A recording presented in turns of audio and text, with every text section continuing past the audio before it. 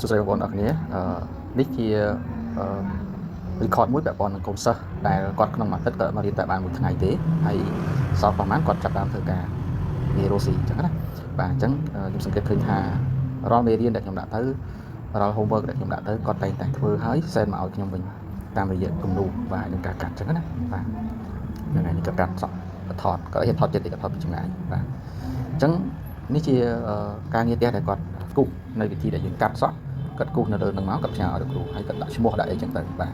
អញ្ចឹងឃើញថាដោយសារការខិតខំប្រឹងប្រែងក៏ដូចជាក្តីស្រឡាញ់ទៅលើវិស័យហ្នឹងគាត់ការពេលដែលគាត់គូសនេះគឺគាត់ក៏ដល់ម៉ាក់គាត់នៅមន្ទីរពេទ្យផងអញ្ចឹងខ្ញុំសង្កេតឃើញថាទោះបីមានពេលវេលាមួយអាទិត្យមួយថ្ងៃឬក៏ស្ថិតនៅក្នុងស្ថានភាពក៏ដល់ម្ដាយដែលកំពុងតែឈឺ